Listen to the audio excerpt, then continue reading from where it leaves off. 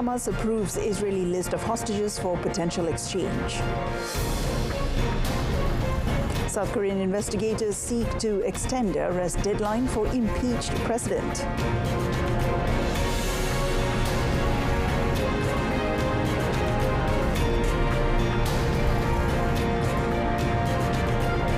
And Salam Alaikum Madani. This is World Today. I'm Mohana Priya. A Hamas official said the Palestinian group is ready to free 34 hostages in the first phase of a potential deal with Israel. This is after Israel said indirect talks on a truce and hostage release agreement had resumed in Qatar. The Hamas official said the group has agreed to release 34 Israeli prisoners from a list presented by Israel as part of the first phase of a prisoner exchange deal.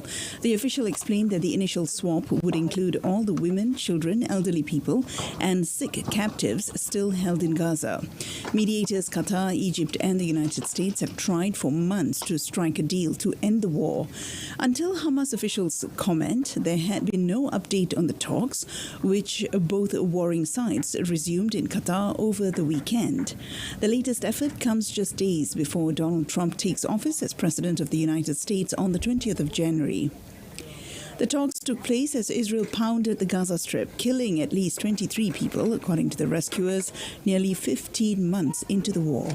During that time, there had been only one truce, a one-week pause in November 2023 that saw 80 Israeli hostages freed, along with 240 Palestinians from Israeli prisons. Meanwhile, Gaza's civil defense agency reported that Israeli strikes in the Palestinian territory have killed at least 23 people, while the occupation forces said it had targeted more than 100 targets over the past 2 days. Civil defense spokesman Mahmoud Basal said at least 11 people were killed in an airstrike on a house in northern Gaza's Sheikh Radwan area, adding that the dead included women and children. According to Basal, rescuers were still searching for 5 people trapped under the rubble of the house, and they were using their bare hands because of the lack of proper equipment. Basal accused Israeli forces of directing violent airstrikes on homes where displaced people were sheltering, claiming they were targeting resistance fighters. In a separate strike, 5 people were killed when the house of Abu Jarbu family was struck in the Nuseirat refugee camp in central Gaza. The agency added that another strike killed at least 4 people in the town of Jabalia. According to figures from the territory's health ministry, which the United Nations considers reliable, Israel's military offensive has killed 45,805 people in Gaza, a majority of them civilians. Explosions rocked an area near Damascus, housing weapons depots used by the toppled government of Bashar al-Assad. Now, the Syrian Observatory for Human Rights Monitor said the blasts in the Kisweh area, south of the Syrian capital, may be the result of an Israeli airstrike. The Israeli military, which has struck many military sites in Syria since Assad's fall, said it did not attack the site. The Britain-based observatory, which has a network of sources in Syria, said that loud blasts resonated in the wider capital area. It noted that the explosions occurred at ammunition depots of the former regime forces near the town of Kisweh, sending a thick cloud of smoke billowing over the site. Several other one-story buildings stood undamaged nearby. Israel has carried out hundreds of airstrikes on military sites since opposition forces ousted Assad and seized Damascus last month. Most recently, the observatory said Israeli warplanes hit sites of the now defunct Syrian army in the Aleppo area on Friday. In late December, the observatory said 11 people died in an explosion at an arms storage facility in the Adra area, northeast of Damascus, adding that it was possibly the result of an Israeli strike. And in another development, ministers from Syria's transitional government have urged the United States to lift its sanctions on Damascus during their first visit to Qatar since overthrowing President Bashar al-Assad.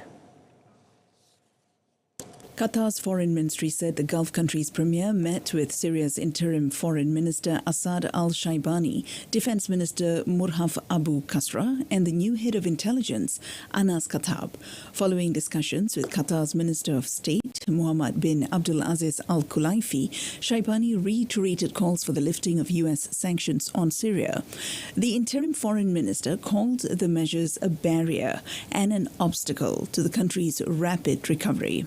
Shaibani added that Syria would enjoy very good relations with the region in contrast to those formed with the Assad government. خارطة الطريق التي نطمح إليها في سوريا هي إعادة بناء بلدنا من جديد وترميم علاقاته العربية والأجنبية وأيضا تمكين الشعب السوري من حقوقه المدنية والأساسية وتقديم حكومة يشعر الشعب السوري أنها تمثله وأيضا تمثل كافة مكونات الشعب السوري. The international community has not rushed to lift economic restrictions on Syria and is instead waiting to see how the new authorities exercise their power. Russia said that Ukraine had launched a counterattack in the western border region of Kursk, where Kiev's forces began a shock ground offensive last August. It was not immediately clear how much Ukraine had advanced in the region, but pro-Kremlin military bloggers reported earlier that a powerful new offensive was underway. The assault comes at a critical juncture in the nearly 3-year conflict, with both sides seeking to strengthen the negotiating hand ahead of U.S. President-elect Donald Trump's return to the White House on the 20th of January. The Russian Defense Ministry said that about 9 a.m. Moscow time, in order to halt the advance of Russian troops in the Kursk direction, Ukraine launched a counterattack. The Ukrainian army did not comment on the operation, simply saying in its daily report that fighting was underway in the Kursk region. Moscow said Ukraine used 2 tanks, a dozen armored vehicles, and a demolition unit in the assault, which was directed towards the village of Berdin, about 15 kilometers northeast of Sudza. Pro-Kremlin military bloggers acknowledged the Russian army had come under pressure, but said Moscow was fighting back. German Chancellor Olaf Scholz has rejected speculation that he planned to visit Moscow to meet with Russian President Vladimir Putin. Refuting the claims, Scholz said on the sidelines of a meeting of the SPD leaders in Berlin that the rumors were deeply indecent. Das ist eine Falschbehauptung. Sowas darf man nicht machen. Das ist zutiefst unanständig. Es gibt dafür keine Anhaltspunkte. Niemand kann über irgendetwas berichten, dass auch nur irgendjemand darüber nachgedacht hätte. Und deshalb finde ich, dürfen auch die aufrechten Menschen empört sein, wenn mit Falschbehauptungen gearbeitet werden. German conservative CDU lawmaker Rodrigo Garo wrote a post on social media platform on Saturday saying there were growing indications that Scholz would meet with Putin before 23rd February, the date of Germany's upcoming parliamentary elections.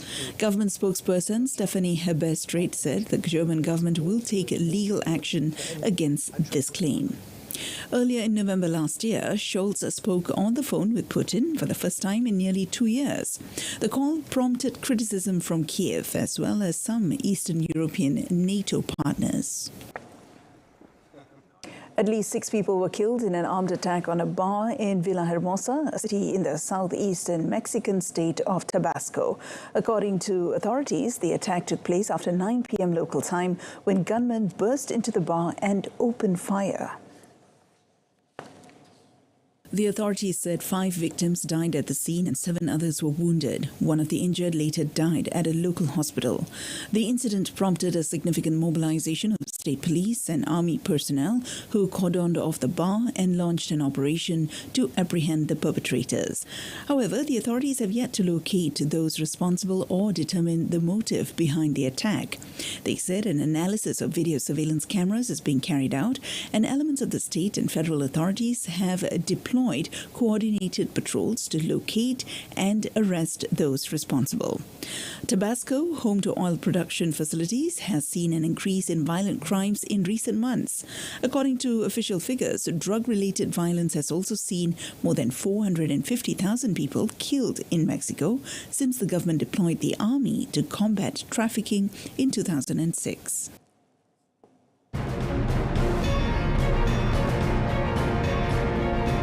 Still ahead, Biden signs enhanced Social Security bill for retirees.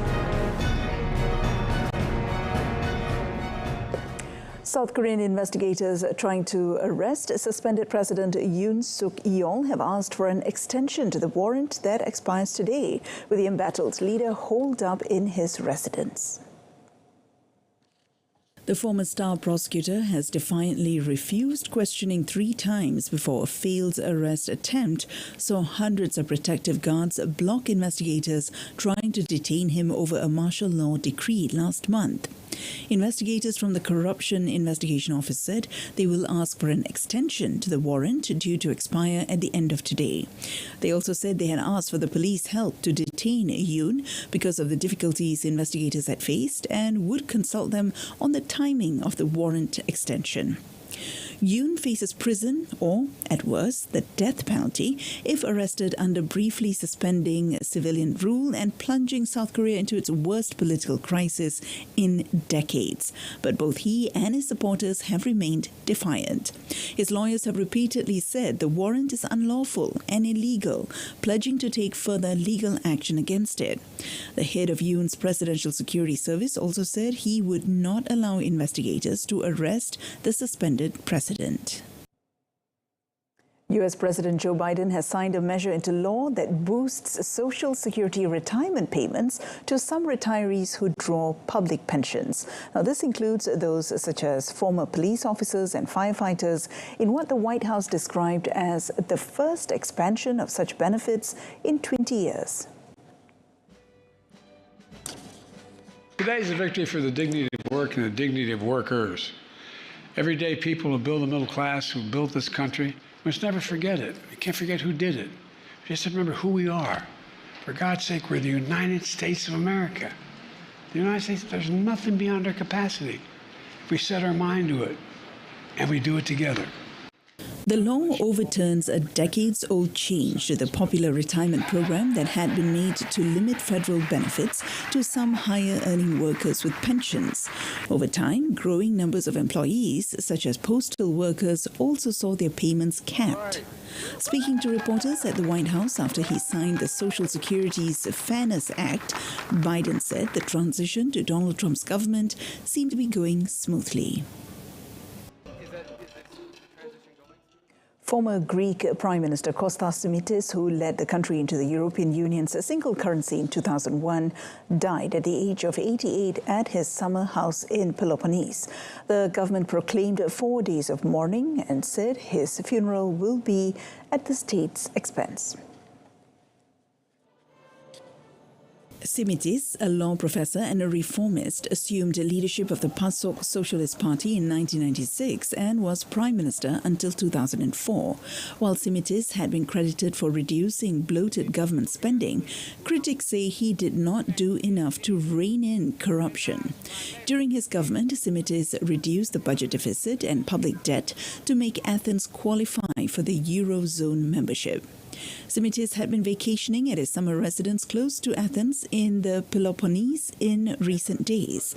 Now, based on statement from the director of the Corinth Hospital to local media, he was transferred unconscious to the hospital early in the morning, where his death was confirmed. He is survived by his wife and 2 daughters. Argentine midfielder Rodrigo Garo was charged with involuntary manslaughter following a crash that killed motorcyclists in his hometown of General Pico in Argentina's La Pampa province.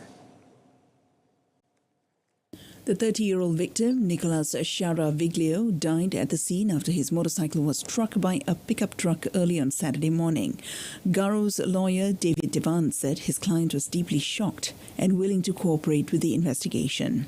After leaving the courthouse in General Pico, the lawyer emphasized Garo's immediate efforts to assist the victim and said he will not be detained while awaiting trial.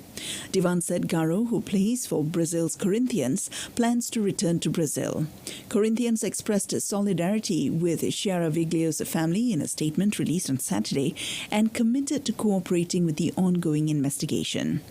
The accident occurred at an intersection between a small highway on which Garo was driving and an unpaved road from which the motorcycle came.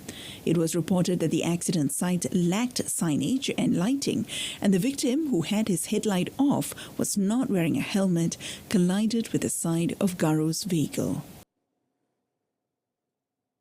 Indonesian police traffic corps stated that a traffic demerit point system compiled in a personal traffic activity report would be applied to all holders of national driving licenses starting this year.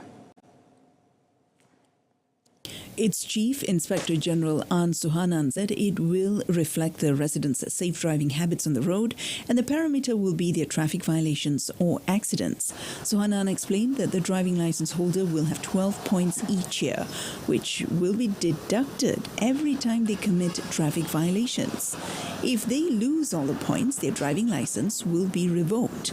According to Suhanan, minor offences are worth 1 point, moderate level offences are worth 3 points, and major offences mean a reduction of 5 points. Meanwhile, causing an accident resulting in casualties means a reduction in 12 points, while a hit-and-run accident will result in driving licence revocation that may be permanent. The traffic merit point will be recorded in the personal criminal record check issued for residents. The Inspector General stated that in addition to applying the demerit point system, his side will also bolster the implementation of electronic traffic law enforcement. Meanwhile, New York City's new congestion pricing tool for drivers entering the center of Manhattan started yesterday. Now, drivers will now have to pay $9 to access the busiest part of the city during peak hours. The toll, a first of its kind in the United States, aims to reduce gridlock in the densely packed area while raising funds to improve the city's struggling public transit system. Jano Lieber, CEO of the Metropolitan Transit Authority, confirmed that the system has been operational since midnight. Lieber also emphasized that the project's goal is to save time for commuters. If you do drive, if you have to drive, we want you to spend less time stuck in traffic. Your time is worth real money, and that's why the business community has supported this so much, because time wasted in traffic is a huge drag on our economy. So we want to see speeds pick up, especially for buses now moving at under 5 miles an hour in Midtown. Buses are slower than walking in much of Midtown. We want to see if that can be improved. We want to make sure that emergency response times, fire trucks, police cars, and most of all ambulances can get where they're going faster. Lieber also addressed the need to work with President-elect Donald Trump, who has opposed congestion pricing. The program survived multiple lawsuits aimed at blocking it, including a last-ditch effort by the state of New Jersey to obtain a temporary injunction. Dangerous wintry conditions descended on a large swathe of the central United States as a severe storm system tracked eastward, prompting travel and work disruptions from Kansas City to Washington. According to the National Weather Service, around a dozen states from Kansas to New Jersey were under winter storm warnings, while areas across the U.S. South faced possible tornado and cold weather threats. Nationwide, over 60 million people were under some sort of weather alert, while air traffic monitoring site FlightWare showed almost 2,200 flight cancellations and over 25,000 delays. Gusty winds from the storm system, the first of the year, brought blizzard conditions to Kansas and Missouri, while states farthest east were blanketed in multiple inches of snow. The National Weather Service also warned that accumulations of up to a half-inch of ice in some areas, as well as widespread tree damage from powerful wind gusts, could lead to prolonged power outages. With the jet stream diving southward, temperatures are expected to plunge in some areas to below minus 18 degrees Celsius, while strong wind gusts compound the dangers. Elsewhere, airports in England reopened after heavy snow across large parts of the country forced runway closures. Airports in northwestern Manchester and Liverpool, central Birmingham and western Bristol reopened following earlier flight suspensions. However, Northern Leeds Bradford Airport said its runway would be closed until further notice. The Met Office said Bingley in Northern England had seen 12 centimetres of snow overnight. Higher ground in Wales in Northern England was forecast to see up to 30 centimetres of snow. According to the Met Office, some rural communities above 300 metres could be cut off with up to 40 centimetres of snow. Now, the snow also left some key roads in northern England closed, with the rail line between northern Leeds and Halifax suspended due to extreme weather conditions. Dozens of sea mammals have been found dead since last month's Russian oil tanker spill in the Black Sea as authorities race to contain the disaster. The spill began on 15th December when two aging Russian tankers were caught in a storm off the Kerch Strait linking Crimea to southern Russia. One sank and the other ran aground, pouring around 2,400 tons of heavy fuel oil called mazout into the surrounding waters. Russia's Delpha Center, which rescues and rehabilitates dolphins, said it had recorded 61 dead cetaceans since the incident, 32 of whom most likely died due to the spill. Cetaceans are a type of aquatic mammal that includes whales, dolphins, and porpoises. The Delpha Center said, judging by the condition of the bodies, most likely the bulk of the animals died in the first 10 days after the disaster. Russia's emergency ministry said it was working to clean up after the incident, but strong winds and waves had thrown oil onto some beaches. So far, it said more than 68 kilometers of coastline have been cleaned. Hundreds of volunteers have been deployed to scoop up contaminated soil from beaches in Crimea and along Russia's southern coast.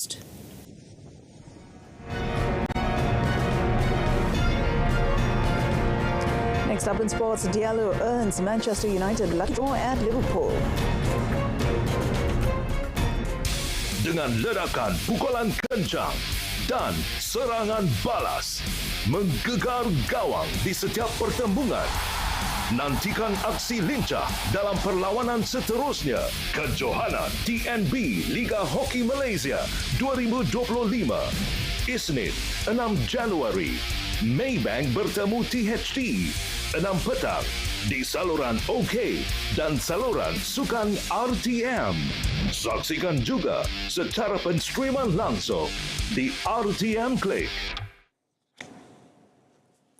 Kicking off our sports segment with football, Amad Diallo struck a late equaliser as Manchester United made a mockery of their recent form to hold Premier League leaders Liverpool to a thrilling 2-2 draw at Anfield early this morning.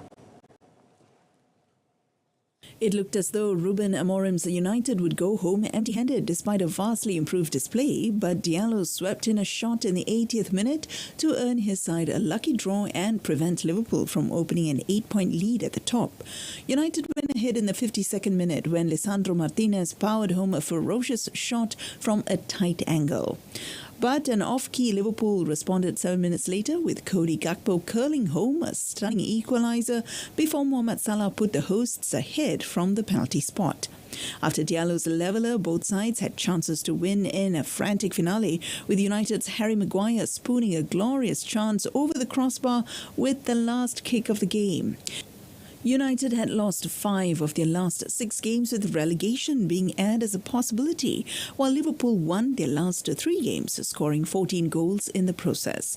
Liverpool, however, remain in control of the title race with 46 points from 19 games, 6 ahead of Arsenal with the game in hand, as they seek to equal United's 20 English crowns. United moved up a place to 13th with 23 points. And moving on to tennis, France Alexander Muller hailed an amazing tournament after winning the Bank of China Hong Kong Tennis Open by beating Kei Nishikori of Japan in an enthralling 3-set battle. Muller had been the comeback king for the past week at Victoria Park Tennis Stadium and duly recovered from losing the first set for a fifth match in a row to land his maiden ATP Tour title. He fought back valiantly to prevail 6-2, 1-6, 6-3, dropping to his knees when Nishikori hit the ball into the net on match point. Having just earned himself $103,445 in prize money, plus a rankings boost from 67 to a career high 56, the 27-year-old Muller was almost speechless when he was interviewed courtside. Muller became only the third man since the Open era began in 1968 to win an ATP title, having lost the opening set in every match, following Arthur Ashe at the 1975 WCT Finals and Alexander Bublik in Montpellier last year. It amounted to what Muller called a long and tough week. Nishikori, who will rise to number 74 from 106 when the rankings are updated today, admitted his challenge had fallen away. Meanwhile, Yizi Leheka won his second ATP Tour title in an anticlimactic Brisbane International final that saw his opponent, Relly Opelka, retire early in the first set because of a back injury. Leheka was leading 4-1 when the big serving American called it quits after visibly struggling with his movement. Opelka had missed a significant amount of the past two seasons with wrist and hip injuries, but mounted an impressive start to the season in Australia, highlighted by a victory against Novak Djokovic. However, the physical demands of his run caught up with him in his first Lexus ATP head-to-head meeting with Leheka. Leheka had fond memories in Australia, having lifted a maiden tour-level trophy in Adelaide 12 months ago. The 23-year-old is the second youngest champion in tournament history and the second Czech champion, joining Radek Stepanek, who won the inaugural edition in 2009. Leheka beat Holger Rune, Yoshihito Nishioka, Nicolas Jarry and Grigor Dimitrov at the ATP 250 in Brisbane and is now 4 spots to number 24 in the PIF ATP Live rankings. Meanwhile, in the women's singles, Australian Open champion Aryna Sabalenka geared up for her title defence at the year's opening Grand Slam with a battling 4-6, 6-3, 6-2 win over Russian qualifier Polina Kudermetova in the final of the Brisbane International. The world number one from Belarus, outclassed in last year's final by Elena Rybakina before going on to win a second straight Melbourne Park crown, appeared off the pace against Kudermetova and lost the first set by dropping her serve for a second time. Kudermetova came under pressure on serve in the opening game of the next set, but the aggressive world number 107 rode out the storm and began to dictate play with more heavy hitting from the baseline to trouble Sabalenka. A delicate drop shot handed Sabalenka the break, and the 26-year-old appeared much more like her usual dominant self in the rest of the set, as she forced a decider, much to the delight of fans at a packed Pat Rafter arena. Sabalenka offered another reminder of her caliber by breaking in the third set with a sharp cross-court forehand winner and staved off a late comeback attempt from Kudermetova to claim her first title of the season. The Australian Open begins on the 12th of January. And that wraps up World Today. In our top story, Hamas approves Israeli list of hostages for potential exchange. Tune in to Malaysia Tonight, coming up at 8:30 p.m. on TV1 and Saluran Berita RTM. Till then, I'm Mohana Priya. From the river to the sea, Palestine will be free. Thank you for your company.